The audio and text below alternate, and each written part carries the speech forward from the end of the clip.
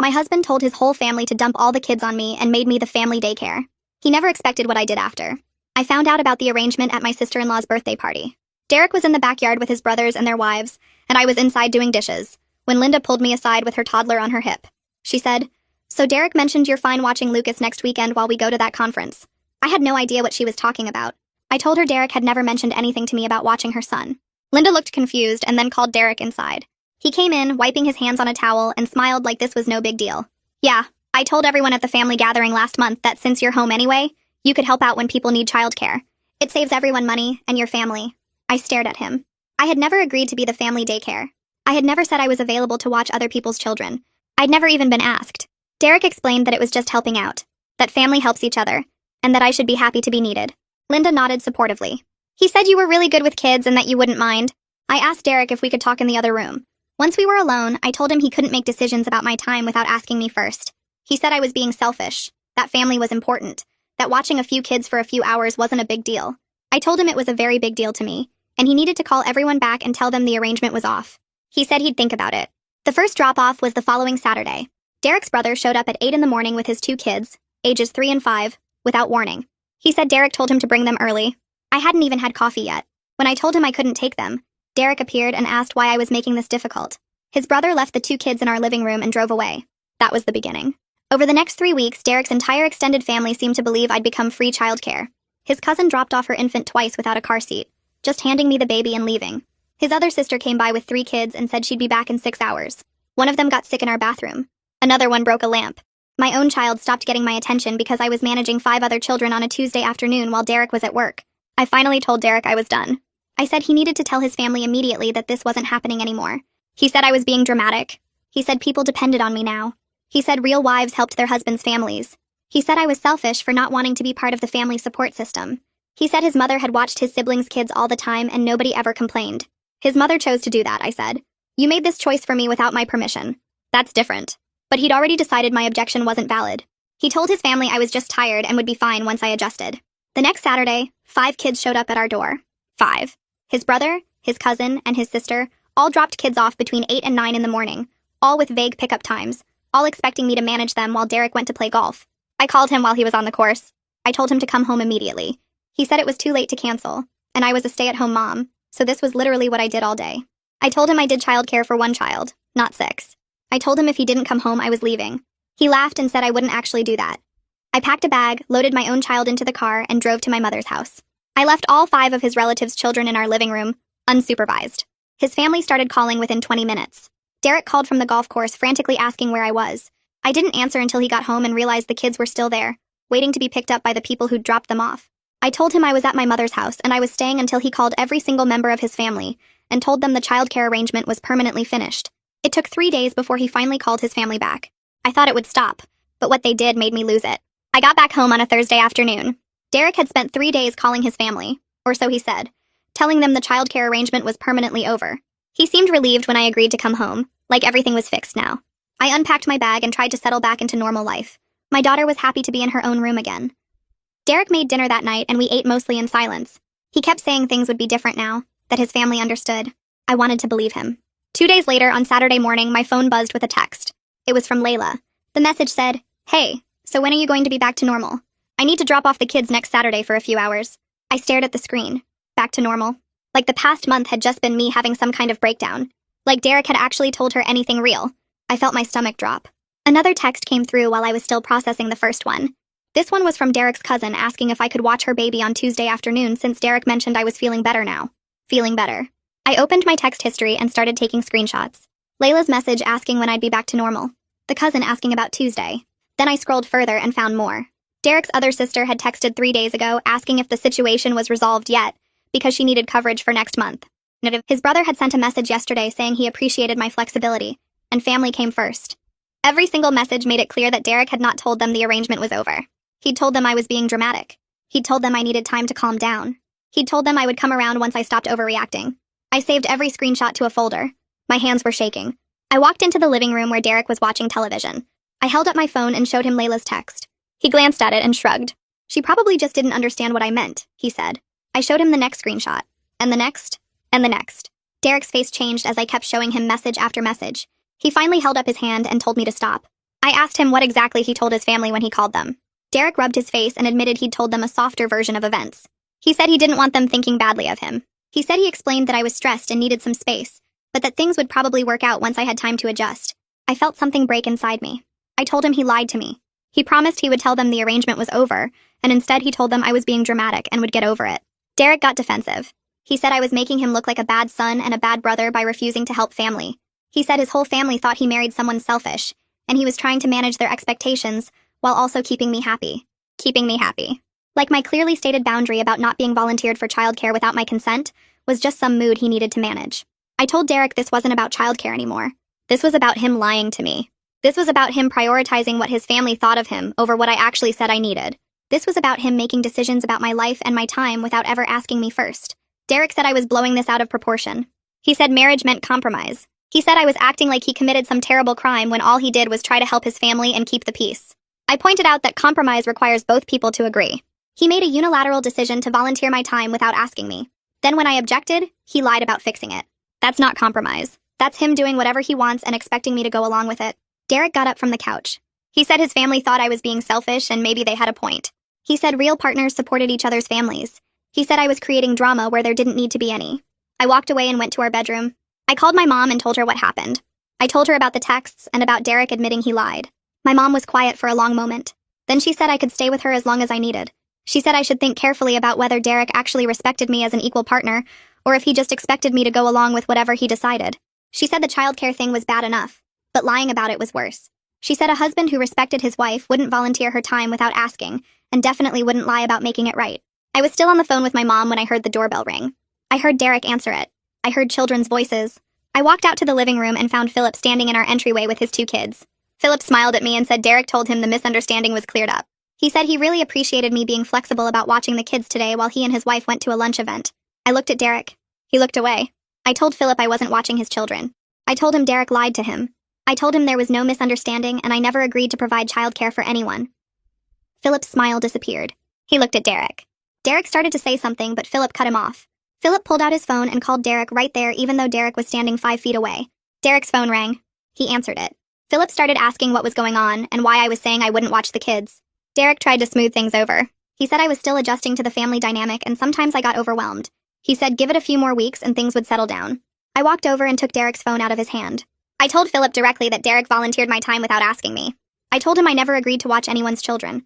I told him Derek created this entire situation by making commitments using my time without my permission, and now he was lying to everyone about what actually happened. Philip grabbed his kids' hands and left. He didn't say goodbye. He just walked out and got in his car. I handed Derek his phone back. Within an hour, my phone started ringing. First, it was Layla calling to say I embarrassed Derek in front of Philip. Then it was Derek's other sister calling to say I was making family gatherings awkward. Then it was his cousin saying I needed to think about how my actions affected everyone else. Not one person acknowledged that Derek created this situation. Not one person asked if maybe Derek was wrong for volunteering my time without asking. Not one person seemed to care that he lied to me and to them. They just cared that I wasn't going along with what Derek wanted. I told Derek I was going back to my mom's house. I told him I would stay there until he had an honest conversation with his family about what actually happened. Derek said I was running away from problems instead of working through them. He said mature adults didn't leave every time things got difficult. I packed my bag again and loaded my daughter into the car. Derek stood in the driveway watching us leave. He didn't try to stop me. At my mom's house, I sat at her kitchen table with a notebook and started writing everything down. Every single incident from the past 3 weeks. The first Saturday when Derek's brother dropped off 2 kids without warning. The Tuesday when his cousin handed me an infant without a car seat. The Wednesday when his sister left 3 kids for 6 hours. The time one child got sick in our bathroom and I cleaned it up while managing 4 others. The broken lamp nobody offered to replace. The Friday afternoon when I had 5 children under age 7 in my living room, and no idea when anyone was coming back. The Saturday morning Derek went golfing while I watched 6 kids including my own. Every dismissive comment Derek made when I objected. Every time he said I was being dramatic or selfish or not a team player. Every time he told me real wives helped their husbands' families. Every time he said his mother did this without complaining. The list filled 3 pages. I kept remembering more things. The time I had to cancel a doctor appointment because Derek's sister dropped off kids early. The afternoon I missed my own daughter's school event because I was watching someone else's children. The evening Derek came home and asked why I looked tired when I'd just been home all day. I stared at the pages and realized how much worse it was than I'd even acknowledged to myself. My mom came into the kitchen and poured herself coffee. She sat down across from me and I pushed the notebook toward her. She read through all 3 pages without saying anything. When she finished, she looked up at me with this serious expression. She asked if this was the first time Derek had made decisions about my life without asking me. I opened my mouth to say yes, but then I stopped. I thought about how Derek decided we'd spend every Christmas with his family without discussing it with me first. How he told his parents we'd host Thanksgiving before checking if I was okay with that. How he signed us up for his brother's moving help without asking if I was free that weekend. How he committed us to watching his parents' dog for 2 weeks while they vacationed without seeing if I was comfortable with that. How he bought a new truck without talking to me about the budget impact. How he was invited his friends over for poker night and told me about it the day they showed up. The pattern had been there since we got married. I just never connected it all together before. I told my mom it wasn't the first time. She nodded like she'd already known the answer. My phone rang. Derek's cousin Seth. I almost didn't answer, but my mom said I should hear what he had to say. I put it on speaker. Seth started talking immediately about how he heard I was refusing to be part of the family support system. He said family helps each other and that's how it works. He said I was being individualistic and selfish. He said Derek was trying to bring everyone closer together, and I was making it difficult. No. He said his wife watched his sister's kids all the time and never complained about it. He said that's what family does. He talked for 3 straight minutes without letting me get a word in. When he finally paused, I asked him one question. Did anyone ask me before deciding I would provide free childcare for the entire extended family? Seth said that wasn't the point. He said that's not how family works. He said you just help when help is needed. He said Derek was being thoughtful by volunteering me because he knew I was good with kids and home anyway. He said I should be grateful Derek thought of ways to include me in family life. I told Seth that volunteering someone else's time without their consent wasn't thoughtful. I said it was controlling. I said Derek made commitments using my time without my permission and that wasn't okay. Seth got quiet for a second. Then he said I had modern ideas about marriage that didn't align with family values. He said traditional families support each other without keeping score. He said I was bringing toxic independence into what should be a communal family structure. Then he hung up on me. I sat there staring at my phone. My mom reached across the table and squeezed my hand. She said Seth just told me everything I needed to know about how Derek's family viewed me. Not as a person with my own autonomy. As a resource they could use however they wanted. 2 hours later, Derek showed up at my mom's front door. I heard him talking to my mom in the entryway. She let him in, but she didn't leave us alone. He came into the kitchen looking frustrated and tired. He said we needed to talk. He sat down at the table without being invited. He said his family was mad at him now. He said his mom called him disappointed. He said his sister wasn't speaking to him. He said Seth told everyone I was being difficult about family values. He said this was getting out of hand. He said if I would just watch the kids a few times, everyone would calm down and things could go back to normal. I looked at him and said no. I said the answer was no. I said the real issue wasn't about watching kids. I said the real issue was that he didn't see anything wrong with what he did. Derek got defensive immediately. He said helping family shouldn't be this big of a deal. He said I was making our marriage problem into a family crisis. He said if I cared about our relationship, I'd help smooth things over with his family. He said I was forcing him to choose between his wife and his family. My mom spoke up from where she was standing by the counter. She asked Derek directly if he got my permission before telling everyone I'd provide childcare. Derek looked at her and then at me. He admitted he didn't ask. He said he knew I'd say yes eventually. He said I was good with kids and home anyway, so it made sense. He said he didn't think he needed to ask because it was obvious I'd want to help family. I felt something shift in my chest. He actually believed he didn't need my permission to volunteer my time. He actually thought being good with kids meant I automatically owed childcare to his entire family. He actually saw nothing wrong with making commitments using my labor without my consent. Derek kept talking. He said he thought I'd be happy to be more involved with his family. He said he was trying to help me feel included. He said he knew I sometimes felt like an outsider at family gatherings, so he thought giving me a role would help. He said he was trying to do something nice for me. I told Derek that forcing involvement wasn't inclusion. I said volunteering someone wasn't the same as inviting them. I said making decisions about my time without asking me was disrespectful. I said if he wanted me involved with his family, he should have asked me what kind of involvement I wanted, not assigned me a job I never agreed to do. Derek stood up fast enough that his chair scraped loudly against the floor. He said I was choosing my pride over family harmony. He said I was willing to destroy his relationships with his siblings and parents just to prove a point. He said I was being stubborn and unreasonable.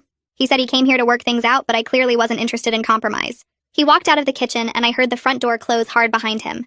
My mom sat down in the chair Derek had just left. She said Derek's definition of harmony seemed to be everyone doing what he wants without complaint. She said his version of compromise was me giving in to what he'd already decided. She said I needed to think carefully about whether this was a marriage I wanted to stay in. Over the next week, my phone buzzed constantly with messages from Derek's family.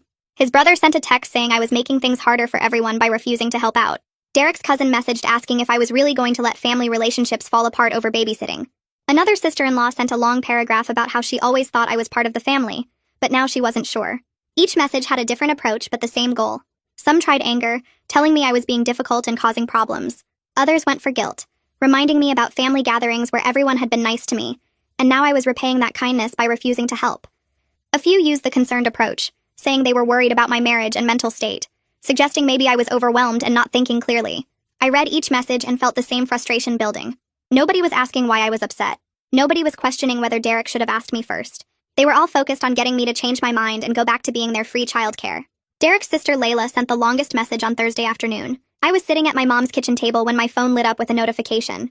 The message filled my entire screen and I had to scroll to read it all. She wrote about how family sacrifices for each other without keeping score. She said their mom had watched all the grandkids over the years and never complained once. She said that's what family does. They help each other through busy times and hard seasons.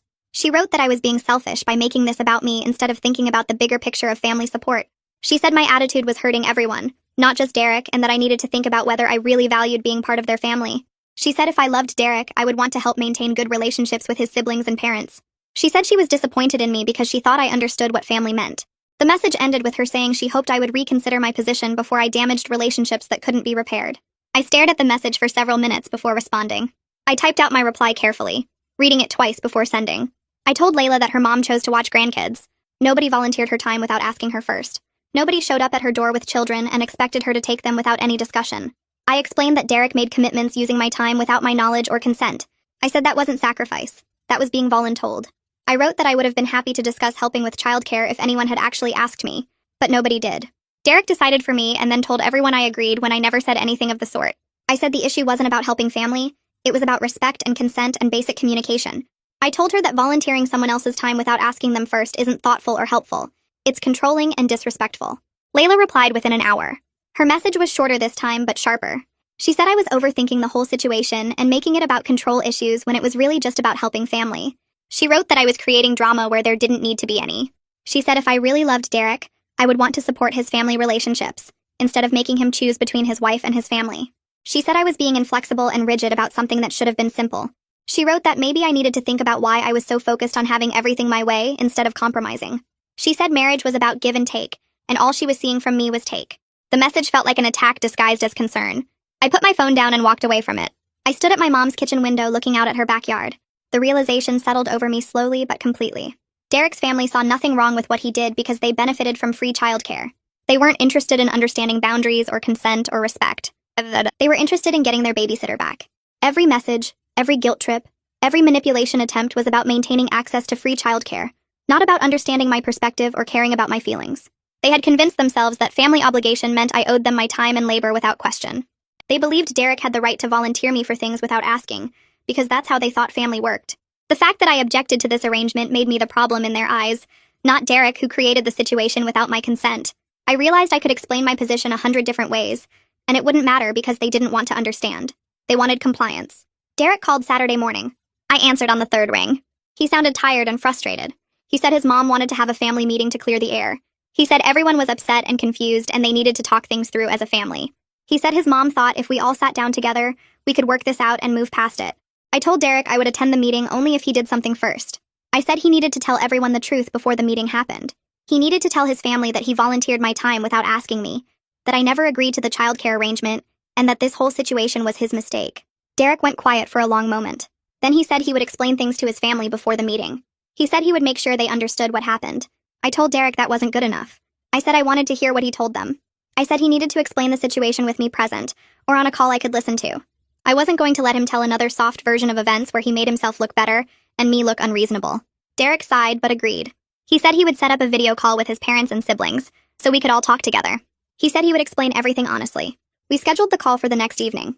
I spent the rest of Saturday and all of Sunday feeling anxious about the conversation. I knew his family would have reactions and opinions, and I needed to be ready to stand my ground.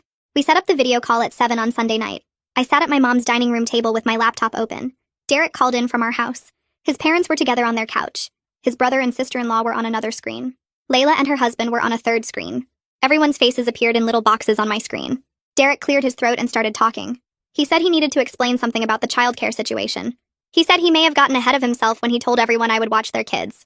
He said he didn't actually check with me first before making those arrangements. He said he assumed I would be okay with it since I was home anyway, and good with kids. He said he realized now that he should have asked me before volunteering my time. His explanation was awkward and halting, like he was choosing each word carefully. His family's reaction was mixed. Derek's mom spoke first, her face looking uncomfortable on the screen. She said she assumed I had agreed since Derek was so definite about the arrangement when he told everyone. She said if she had known I didn't know about it, she would have asked me directly. Derek's dad stayed quiet, his face unreadable. Then Layla jumped in immediately.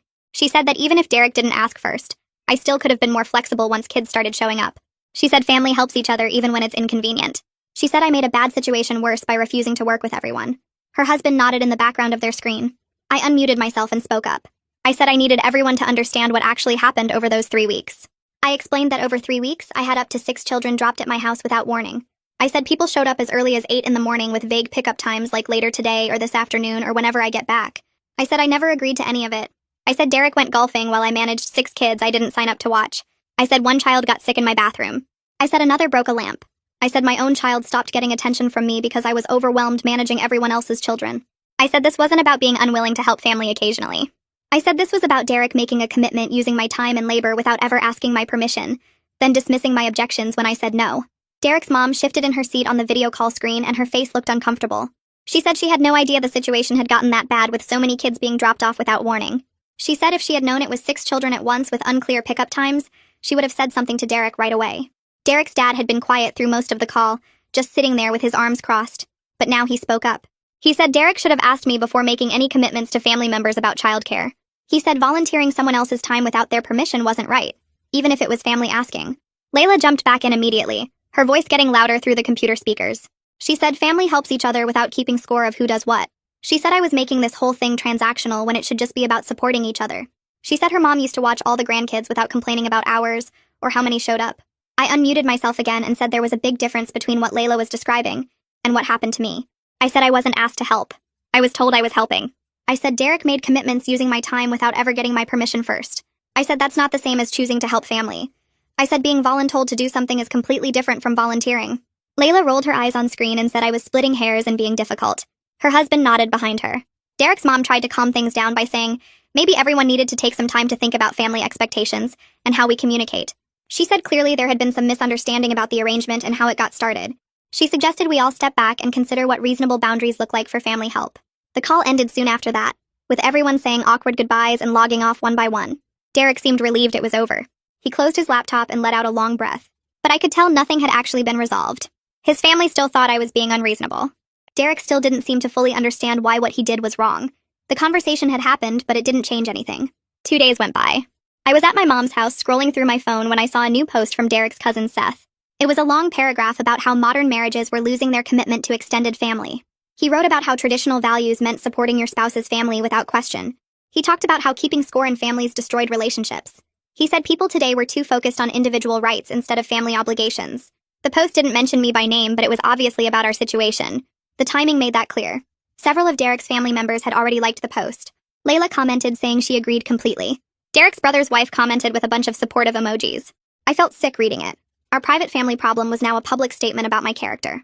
Seth had turned my boundary into a social media lecture about my values. I took screenshots of the post and all the comments. Then I called Derek. He was still at our house. I asked if he had seen Seth's post. Derek said yeah, he had seen it. He said Seth was just venting and I shouldn't take it personally. He said I should ignore it instead of making it into a bigger issue than it needed to be. I felt my anger rising. I told Derek that his family was now publicly shaming me because I wouldn't provide free childcare that I never agreed to in the first place.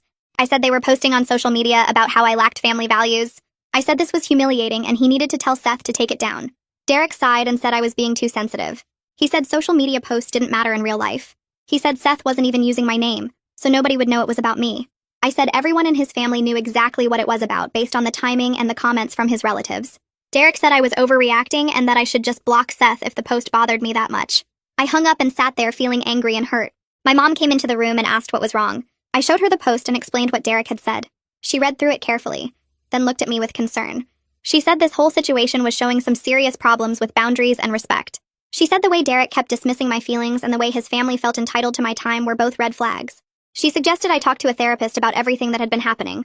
She said the boundary violations and the gaslighting were serious issues that I might need professional help processing. I agreed. I felt overwhelmed by everything, and I needed someone outside the situation to help me think through it all. I looked up therapists in the area and found one who had openings. I made an appointment for the following week. The day of my first therapy session arrived. I drove to the office and sat in the waiting room feeling nervous. When the therapist called me back, I followed her into a small office with comfortable chairs. She asked me to explain what brought me in. I started talking and everything came pouring out.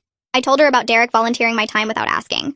I told her about 3 weeks of unexpected kids being dropped off. I told her about leaving and going to my mom's house. I told her about the family video call and Seth's social media post. I told her about Derek dismissing my feelings over and over.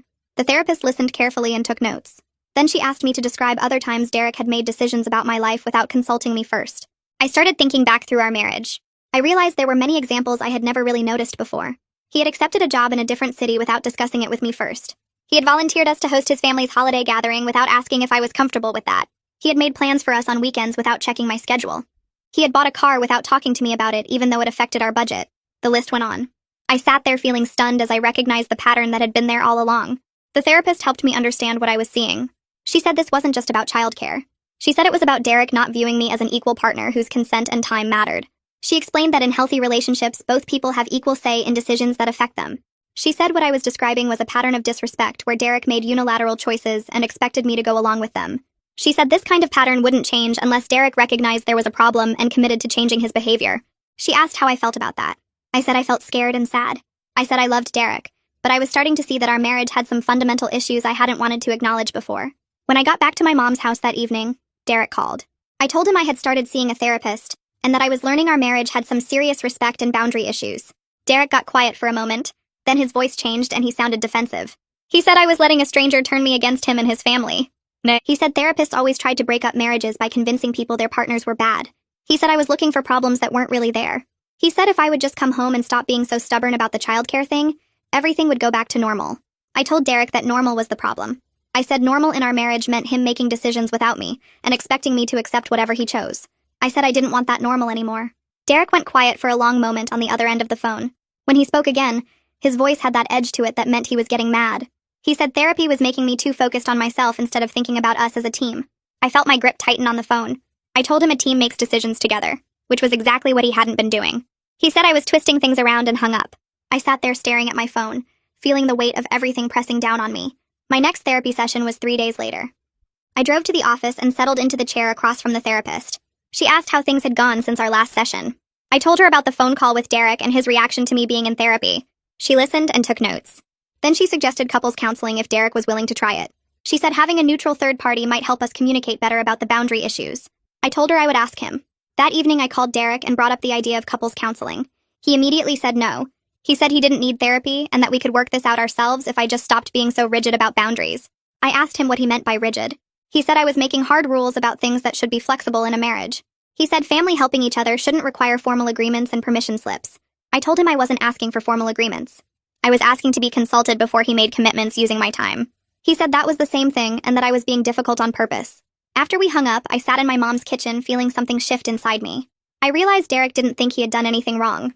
He genuinely believed I was the problem for not going along with his decisions. He thought my objection to being volunteered as family daycare without my knowledge or consent was me being selfish and rigid. This clarity hurt, but I needed it. I needed to understand that he wasn't going to suddenly see my side because he didn't think there was anything to see. 2 days later, my phone rang with a number I recognized as Philip's. I answered and he started talking right away. He said he wanted to apologize for showing up that Saturday morning with his 2 kids.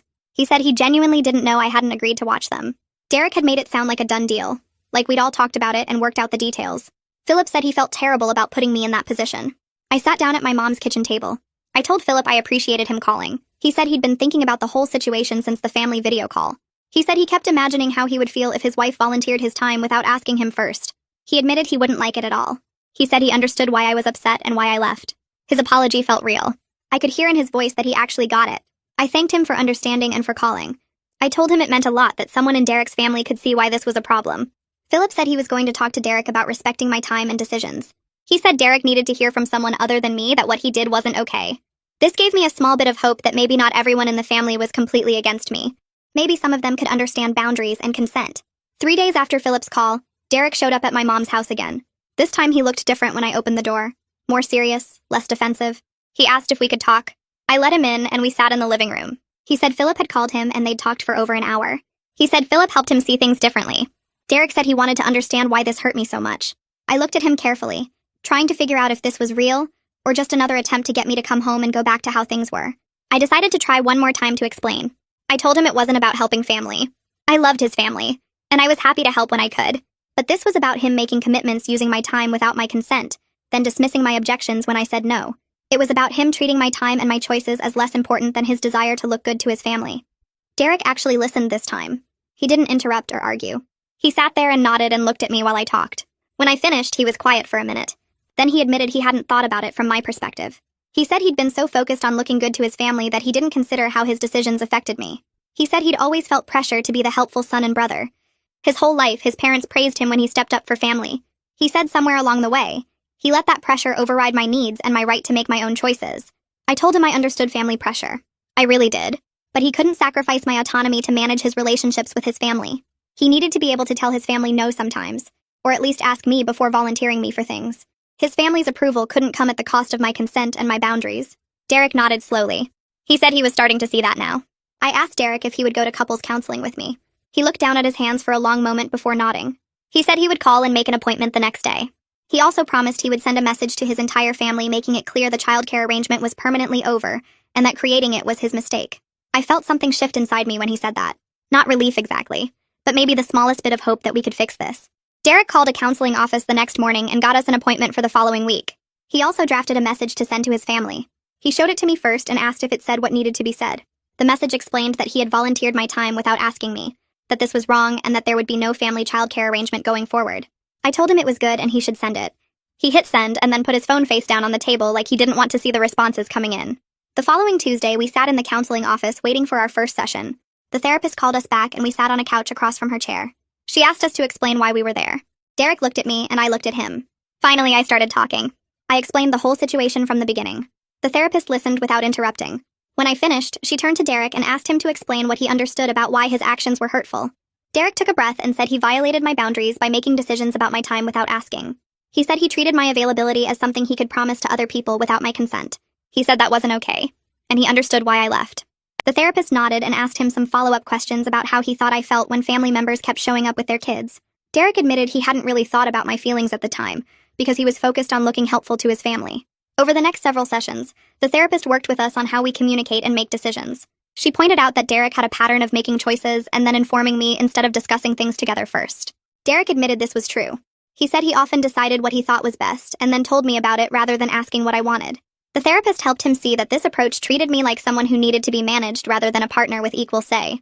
Derek said he never thought about it that way before, but he could see how his behavior came across as controlling. The therapist gave us homework assignments about checking in with each other before making commitments that affected both of us. We went to counseling every week for 2 months. During that time, Derek started to understand that his family's expectations didn't override my right to make my own choices about my time. He began setting boundaries with his family when they made demands. When his cousin called asking for a favor, Derek said he needed to check with me first instead of just agreeing. When Layla texted about getting together, Derek asked me if I wanted to go instead of telling her we'd be there. These small changes felt significant because they showed Derek was actually trying to do things differently. 3 weeks after our first session, Derek sent his message to the extended family. He wrote that he had made a mistake by volunteering my time without asking me first. He explained that there would be no family childcare arrangement going forward. He said this was his error, and he took full responsibility for creating an unfair situation. Some family members responded with supportive messages saying they understood. Philip texted back that he appreciated Derek being honest about what happened. A few people didn't respond at all, which felt like they were ignoring the message on purpose. Layla responded 2 days later with a snarky text. She wrote that she would remember this when Derek needed help from family in the future. Her message made it clear she thought we were being selfish, and that family was supposed to help each other without keeping score. Derek read her text and then wrote back. He told Layla that was her choice to make, but he wasn't going to pressure me into providing free childcare just to maintain family approval. He said he valued his marriage more than he valued looking good to relatives. Layla didn't respond after that. Derek seemed bothered by her reaction, but he didn't take back what he said. After 2 months of counseling and living at my mom's house, I decided to move back home. Derek had been making real changes in how he communicated and made decisions. He was checking with me before agreeing to things. He was setting boundaries with his family. He seemed to genuinely understand why what he did was wrong. I felt cautiously optimistic that we could make our marriage work if he kept making these changes. Before I moved back, we sat down and established new rules. Any decision that affected both of us required both people to agree. Family visits needed to be discussed and planned together. Neither of us would make commitments involving the other person without asking first. Derek agreed to all of it. I packed up my things at my mom's house and went home. 2 weeks after I moved back, Derek's parents invited us for dinner. His mom called and asked if we could come over on Saturday evening. Derek checked with me first before agreeing, which felt like progress. We drove to their house and his mom answered the door. She hugged me and said she was glad we were working things out. During dinner, she brought up the childcare situation. She said she wanted to apologize for not speaking up sooner. She explained that she had assumed I agreed to watch everyone's kids because Derek was so definite about the arrangement. She said she should have asked me directly instead of just taking Derek's word for it. Her apology felt genuine. I told her I appreciated her saying that. The dinner was somewhat awkward but civil. Derek's dad didn't say much during the meal. After we finished eating, he asked Derek to help him with something in the garage. They were gone for about 20 minutes. When they came back, Derek looked thoughtful. On the drive home, Derek told me what his dad had said.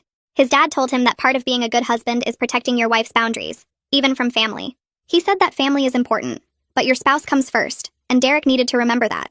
Derek said hearing that from his dad meant a lot because his dad had always emphasized family loyalty above everything else. The fact that his dad was telling him to put me first felt significant. 3 months after the initial crisis, Derek and I were in a better place but still working on things in counseling. We went to sessions every other week now instead of every week.